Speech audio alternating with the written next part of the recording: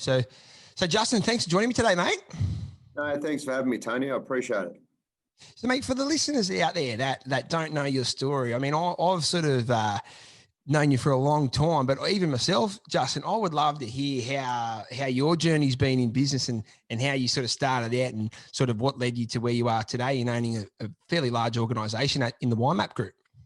Yeah, thanks, Tony. So it's an interesting story, mate, really. I came out of school and I'd actually left school at the back end of year 10 to do some landscape gardening, and Mum had a florist shop and I had an interest in plants and the like. And anyway, I come out, I started an apprenticeship and all I really was doing was lifting sort of pool pavers and the like, and that was just a job, but I wasn't that keen on it. So I ended up going back to school, and I don't think I got the results that I was meant to get going back to school, but I had a good couple of years and came out of school. And I think, as you know, my father, he was a rugby league coach, but when that come to an end, he bought a tipper, like a tip truck.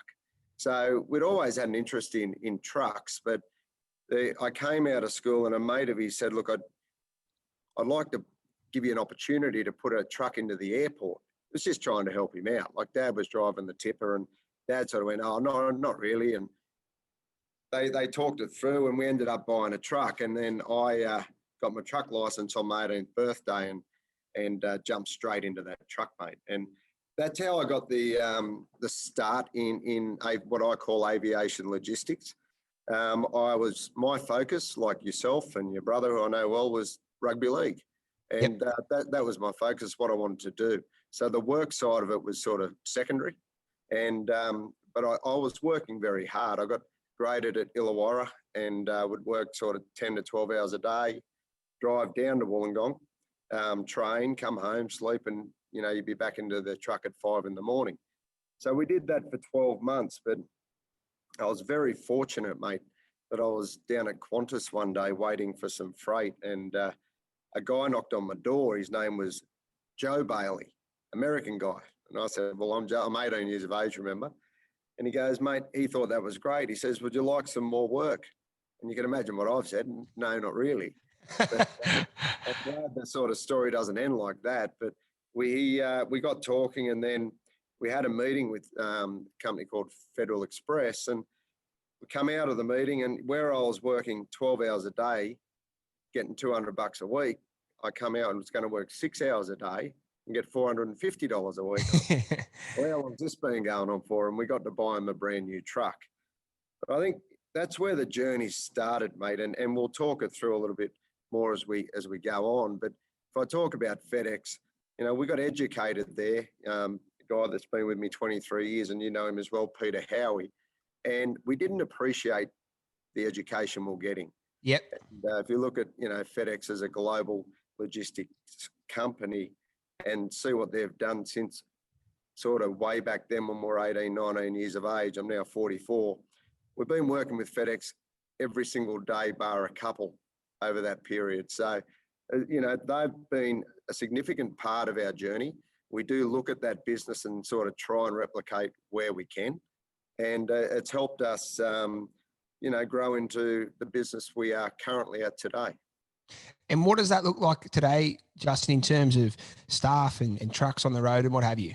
Yeah, so it's interesting. So we've got the Wymap Group business, which is predominantly trucking. We've got just over 120 regos on the road between Sydney, Melbourne, Brisbane and Auckland. We've got secure logistics business where we operate warehouses for our customers such as Coonamble, DHL. I've ran a facility for Qantas for 7 years, Donata for 4 years. We've had our own facilities, which is part of the next steps for us in the business over the next 12 months. COVID has slowed that down a little. We've got the Wymap People business, which is our labour hire business, specialising mainly in aviation logistics team. So we've had upwards of 800 people out on any one day across all airports across the country, or warehouses and the like. Currently today, it sits around 250 people that are out, which is pretty good numbers really, considering the environment we're currently in. But with the likes of the integrators, FedEx, DHL, UPS, Qantas. There's a lot of e-com happening in our world today, isn't there? And everyone's buying online. So the volumes that are coming in have been quite strong. So I'm happy to see that business where it is. And then we've got the tag business, the aviation group, which we are a GSA, so we're a general sales agent for United Airlines and also China Eastern in Auckland. So that business has been really strong for us. United Airlines made a decision to be the primary US carrier to come into Australia. Their schedule has grown through this COVID period, and it's been, let's just say it's been very healthy this year. But it's what's been the most pleasing, mate, is we've been able to see that particular business grow in the past 12 months. Justin, mate, I love that. And what I want to ask you, buddy, is because there's lots of listeners out there right now who they might be in the first 6 months or 2 years of their operations, and they've got no idea where it's going to end up for them. So take me back there quickly of when you had that first truck or even that first interaction with the guys at FedEx. Did you ever envision that you would be in a situation with the Wymap Group where it is now? No, not at all. Not at all. And it's just been a journey that feels like it's gone quick. It's been a long journey, mate. And we work in a game that's 24/7. So it's relentless. And I think if you don't get into it at a young age and you don't know enough, you don't know any different, I suppose. So one of the key moments for us was at FedEx, and they had some different management come in and made a decision that instead of outsourcing their trucking, they wanted to insource. So they were going to invest in their own trucks. And I'll be very honest with you. It pulled on our heartstrings. We'd done a lot of work there. By that stage, I was out of the truck, running the trucks around. So I was like, what are the next steps for us? And we've had a couple of these moments, but like Peter and I, we thought about, all right, we might have to go back and pull beers, or because jumping back in the truck at that point didn't excite me. But we're able to go, and this is where I talk about appreciating the education. We're able to go out to the market and start to talk about what we felt we could do better, different for freight forwarders and those integrators that I mentioned before, like DHL Express and UPS. And we were talking a language that resonated with them. And we're able to pick up a couple of customers quite quickly. And that was sort of the next step of our journey, that we gained a little bit of confidence. We never sold. I'd get in there with a wobbly lip and really nervous. And sort of you back yourself somewhat. But yeah, the fact that we got some traction early really helped us in that next phase of growing this business. And Balesy, what that reminds me of, that story there, or that situation you're in, is what a lot of people are going through at the moment. For you, your mini COVID, so to speak, where FedEx deciding to bring it in-house as opposed to outsource it. And that, it is, like you said, a tug on the heartstrings and a kick to the guts, but it does force you to pivot, doesn't it? And look at other opportunities. And I think that's the key at the moment. What people thought their strategic visions of their businesses and their organizations look like in February are now completely different. And mate, that's where I wanted to go next. Mate, this podcast is designed to be no bullshit. And I mean, I get the benefit of getting in, people who are in charge of large organizations. And before we get into the cool stuff of talking about strategy, Balesy, take me back to the worst times, because I want the listeners out there to know that despite all your success, I'm sure it hasn't been, smooth sailing all the time, right? Can you remember a specific time when you felt like you were dead set on the ropes and you thought about putting the queue in the rack? Yeah, look, there's been a number of those times, and probably the best person to ask is the old story is your wife, and she's been such a great sort of partner in terms of the business all throughout this whole journey. Because pretty much when I came back from the Gold Coast and got serious again, that's when we met. So she's seen the growth all the way through, and I'll say it, I can't thank her enough. But I think the hardest times I've had is not necessarily when you're being kicked in the teeth and you're looking at loss. The hardest part for me has been, because I only knew what I knew day one, and I've been educating myself all the way through, is when you have a growth spurt, or you're successful with a big account, and you got to pull all that together. And the pressures that come from not only running your own business at that time, but then planning for like a Menzies piece of business we won a number of years ago. Like, you're talking 10 or 11 prime movers being purchased, and then trying to pull it all together, and the pressures that you're holding in because you've got all your people doing their part to make it all happen. But, I've had some moments, and you think, well, why, and how am I going to make it work? And, you do. And I think it's important for your listeners to ensure that, whether it feels like they're on the ropes for whatever reason, that tomorrow is going to come around. And if you backed yourself to that point, you're going to be okay. And I stick to those sort of simple things in my world. And just sometimes, you have your challenges, Tone. You really do. And there'll be more. I just think each one you just gain a little bit more experience on how to deal with it. And at the end of the day, Tony, for me, I'm in the service game, mate. I got nothing to sell. So as much as it's going north for me at the moment, doesn't take much, like people have seen with COVID, for it to go south quickly. And trying to plan for that's not easy. So, we've always got to, we're always really conscious of what tomorrow can look like. And we sort of plan for when, not if that's, making sense from, the context of your question. Mate, it does. And you segued there nicely into what I wanted to go to next, Balesy, in terms of, like you touched on there, you said there, each experience gives you a little, it's like you're a bit better for the next run, right? Like sometimes I believe in my businesses, and sometimes the best gifts have come badly wrapped, where I've been like going through it. It's not much fun, but the resilience you gain, from going through that sort of tough time, you go, right, once you see it again, you've got a little bit of a mud map of how to get through it again, albeit a different challenge. So, mate, talk me through that, because how do you do that now? Like a lot of organisations I talk to, Balesy, like especially of your size, they've got to be agile, because what you want to happen most certainly won't. So how do you and your sort of executive team and Pete and the guys strategically plan how you'd like to go? Is that done like on an ongoing basis or on a more formal basis?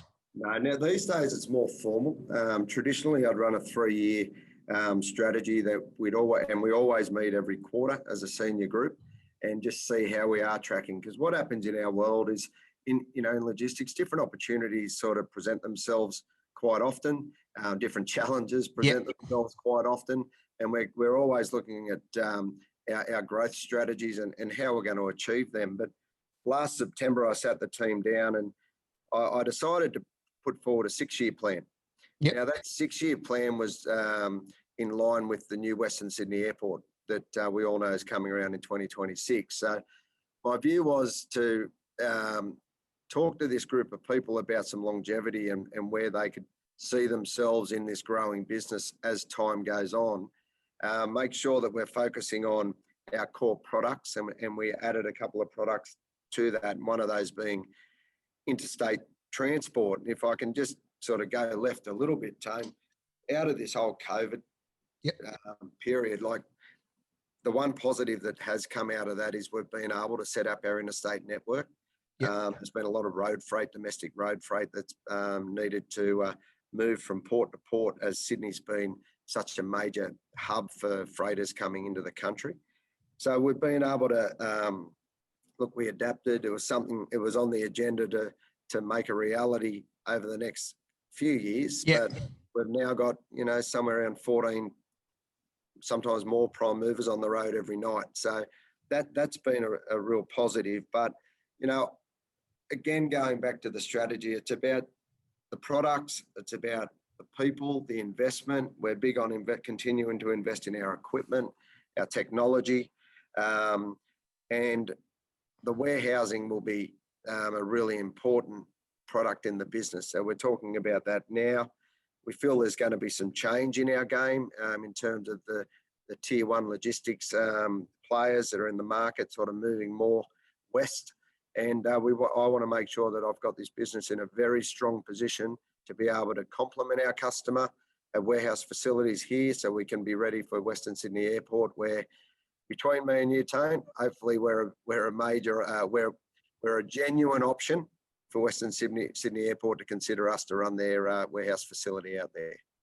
Well, mate, the fact that you're talking about it, in advance of it occurring, you've got to have I suppose you've got to be ready if the opportunity comes, right? And I think what I love about what you said there, Balesy, is that really long-term planning. I mean, majority of organisations, they're flat out looking past 12 months, but I love how you've looked at, okay, because you've got to look at, the micro, but then also the macro, and you've understood that there is a whole new airport. It's going to create a significant amount of work, and you want to at least give yourself the best chance to be able to profit and benefit from that. So, and I think that's a good takeout for everyone, because I think a lot of businesses, even if they're really going well, Bales, they're in their sort of, I suppose, their cocoon, and they assume that what's happening today will always be the case. But I love that you're looking at what are the competitive forces out there that could potentially, significantly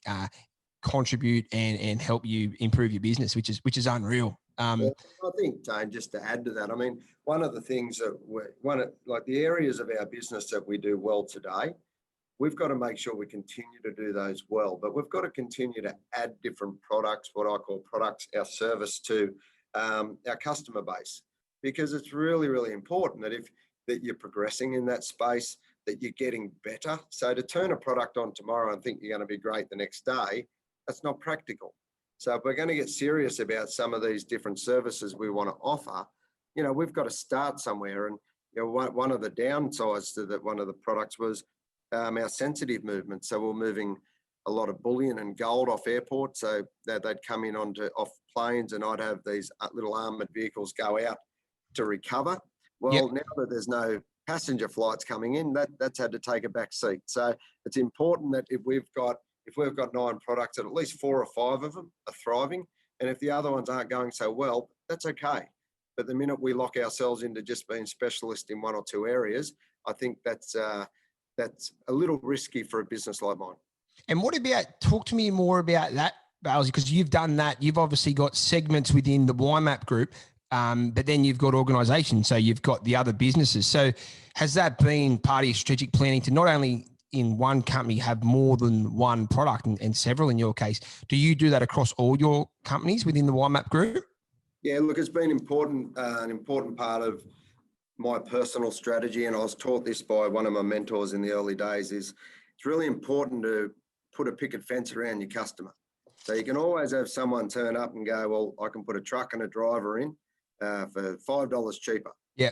To have more, and that's been one of the goals for me. So where I got one thing wrong, I wanted to mirror what I had in Sydney, in Brisbane and Melbourne. That was the first goal. And I thought that with all the major players like a DHL, a Schenker, a Kuehne Nagel, a FedEx, that if I got that right, then I could set up a national deal. Well, it just doesn't work like that.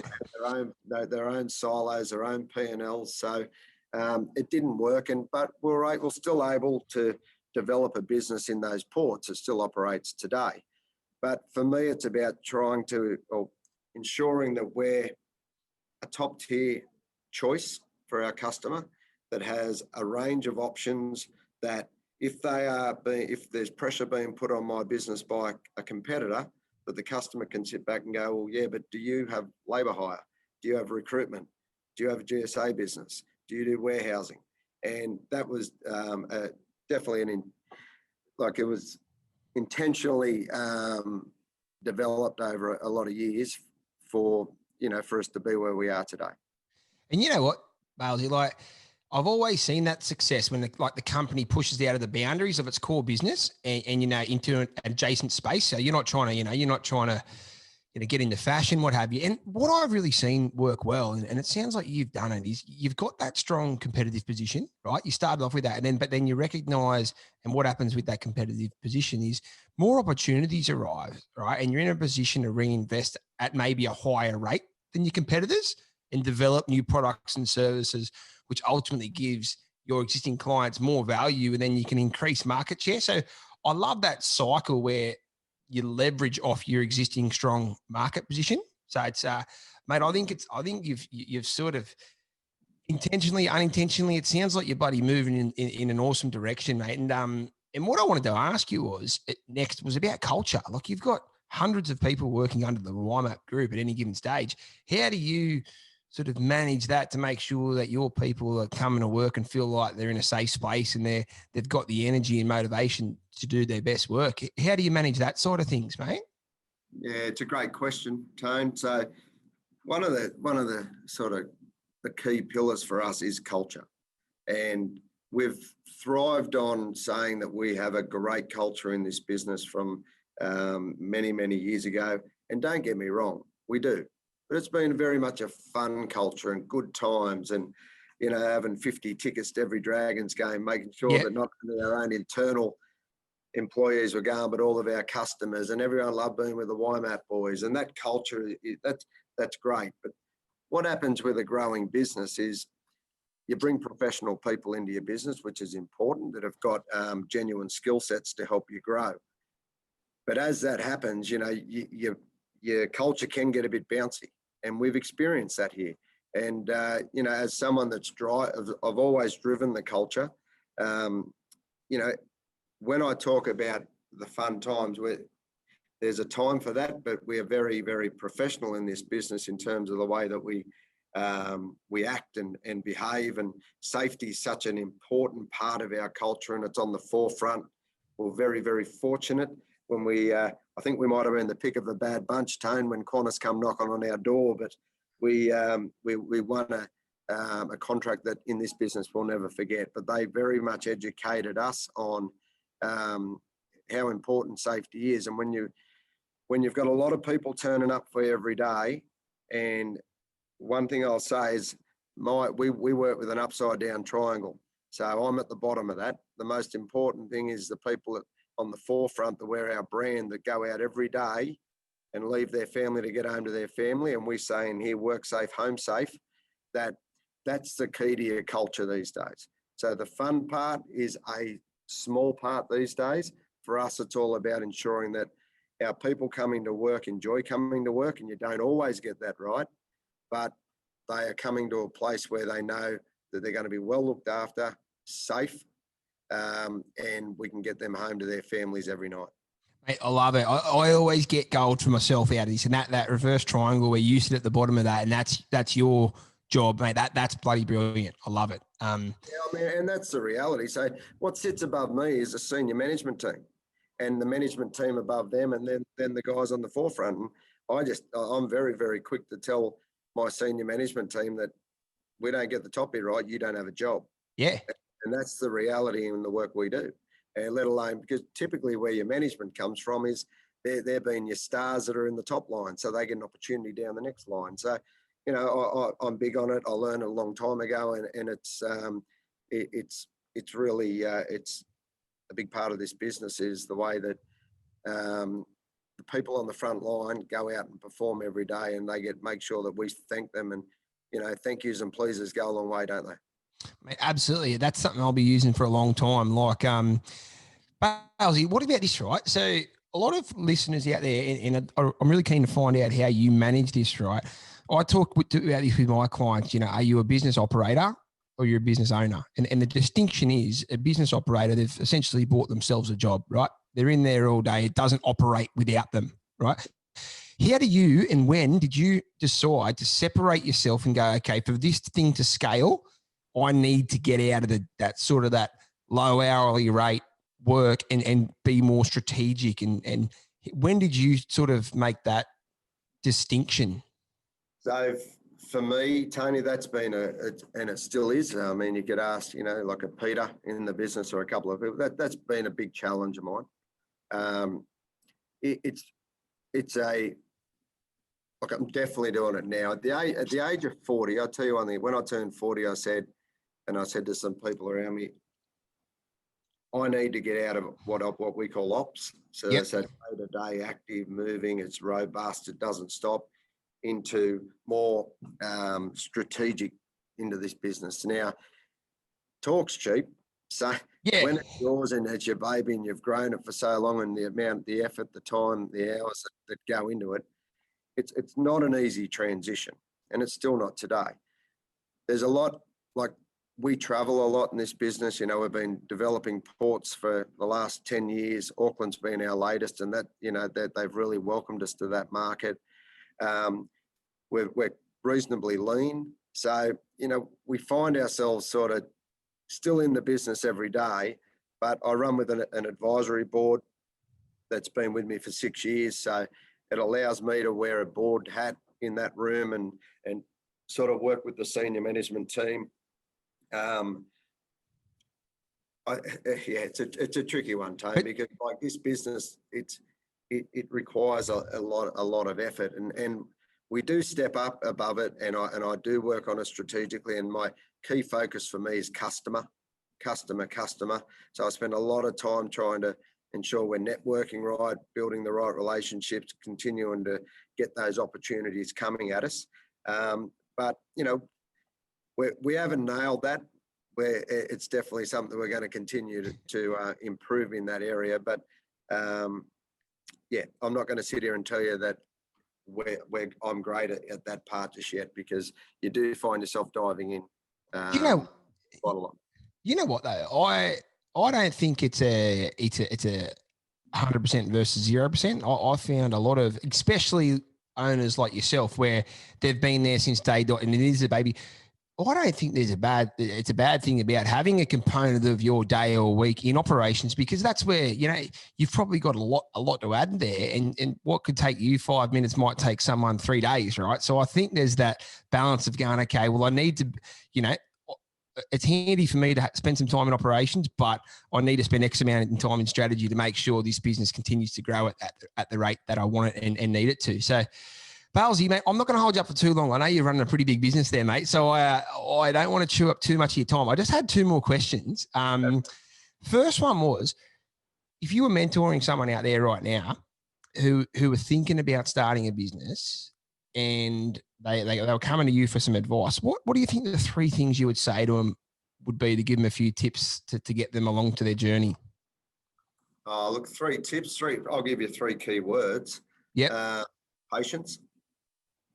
I think, you know, we set out to achieve, and there's going to be hurdles, and, you know, you talk about ups and downs, be it cash flow, be it people that you're trying to manage, customer, you need patience. And that's something that's taken me quite a bit of time to learn. And that's an area that I know I have improved. Commitment. And without a genuine commitment to being all in to your own business, it's easy to go and turn up to work for someone else. That's right. There's not too many people out there, Tone, that do what business owners do, and do it for a long period of time. It takes a hell of a lot of commitment to get success. And doesn't matter what success looks like. It doesn't mean a number. You know, ideally, we all want to make money. It's about building something and having something you look back and go, look where we've got to now, where we're going into the future. So commitment's key. And I think probably the number 1 is integrity.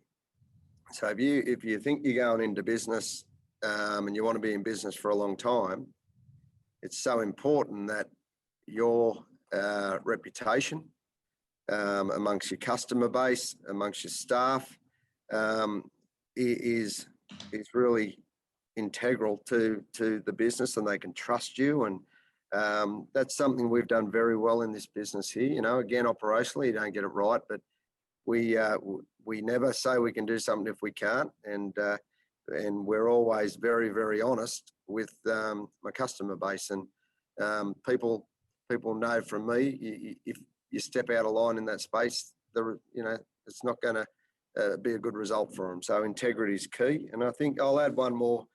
And I was one of my idols, mate's Lindsay Fox, and I feel like if he can go out and start with run truck and built what he has today, and I'm not sitting here saying I'm going to do the same thing, but what I do say to myself is, why can't we? Yep. One of the things he said to me, he said, look after your customer, because if you're not, someone else is. And that's been really, really simple for me. It sticks in my head, and we try and do that as best we can all the time.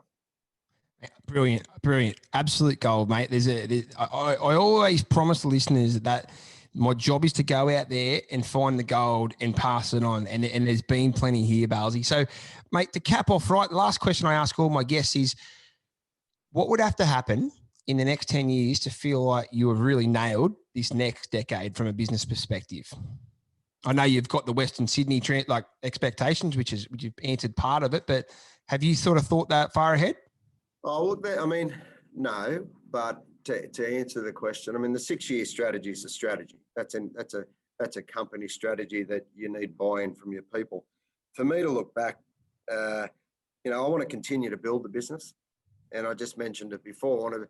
For me, doing the same thing every day is just not what I'm about.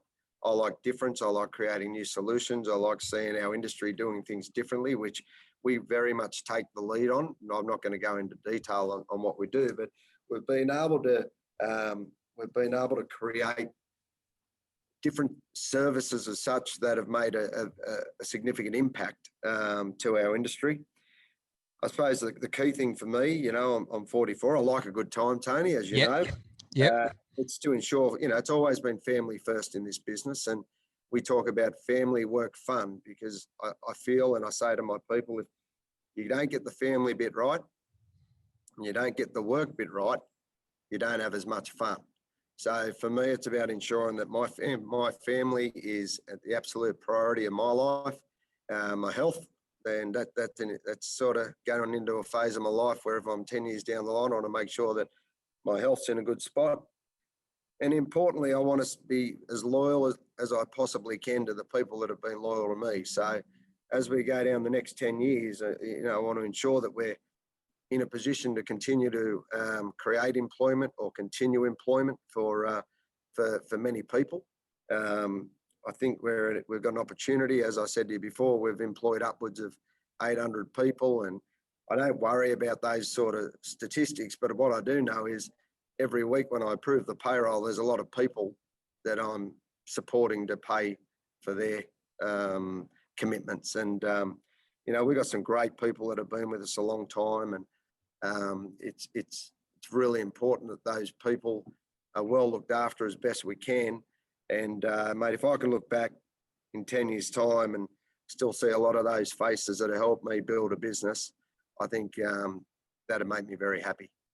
Brilliant, mate. Brilliant. Well, mate, I wish you all the best. And mate, if you're a horse, mate, I'd be backing you because I've seen what you've done, and I'd be very bullish on the future of the Wymap Group. So, mate, congratulations thus far, mate. I know it's probably there's a lot more chapters left, mate, but I appreciate you hanging out with us today. And the most thing that I've got out of today is just your integrity, your commitment, and the patience. I think those three things, for any business owner, whether established or startup, if you've got them, painted on the wall, it's pretty hard to go wrong over a long period of time. So, mate, thank you for that. And buddy, if people want to get in touch with you, I'll send them over to the Wymap, the Wymap website there, mate. And I wish you all the best, mate. And I'm looking forward to catching up again soon.